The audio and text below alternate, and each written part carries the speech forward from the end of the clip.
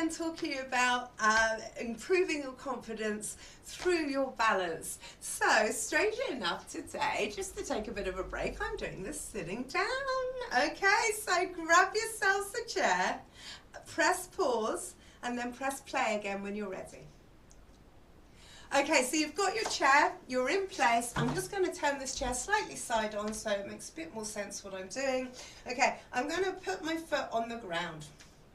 I'm going to hold this foot in place with the knee. All I'm doing is making sure my knee doesn't move. I'm going to do this again straight on in a minute so you can see the knee movement part, okay? So then what I'm going to do is rotate my ankle out and in and out and in. Okay, so your ankle should be rotating roughly 30 degrees with a healthy ankle that's moving well, roughly 30 degrees. Then what we're going to do is take the same foot and we're going to rotate in. So the reason my hand is on my knee is I'm trying to stop my knee from moving, because it's very tempting to move from the knee when you're doing this. Okay, so just going to keep your hand there. Now, good note to mention here, I am not pushing down on my knee. I'm not forcing my knee in place.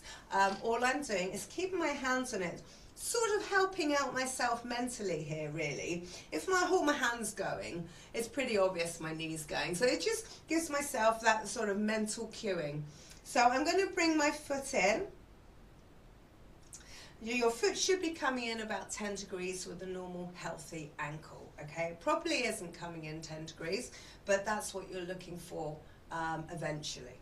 Okay, so you're going to be doing about 10 of these. Now, I'm going to do this again straight on so you can see my knee.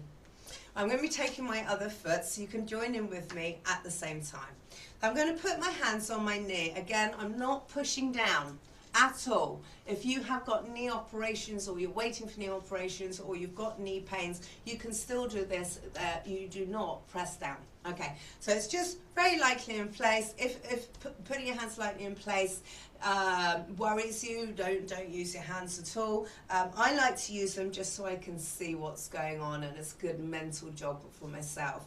So I'm going to take my ankle and I'm going to rotate it out, but I'm not going to move my knee. So if I was moving my knee, it would look like this. You see? But because I'm using my hands to sort of mental jog myself, my knee is staying in place. And I'm just rotating out my ankle. Now, why am I rotating out my ankle? Because of the ankle weakness on the outside and lack of ankle mobility. I need to get that ankle moving and I need to get it stronger. It should be turning roughly 30 degrees. Okay, so we're now going to rotate in. I don't know how many I did then, so I'm hoping it's about 10. So I'm going to rotate in. And again, I'm going to try to not move that knee. So if I wasn't paying attention, my knee would be doing this. Okay, so I'm going to try and not move that knee, and I'm going to try and rotate in. Okay, so you're going to find you have about 10-degree movement rotating in, so a lot less than rotating out. That is normal, and that would be normal for a healthy ankle, okay? But what you're looking for, you will probably have a lot less than 10-degree movement, but eventually, over time doing this, you will increase to a 10-degree. Okay, and that's it for today. Shake it out. Shake it out. Any leg exercises you're doing like this one, always make sure you shake it out and you rest for a little bit before you try to stand.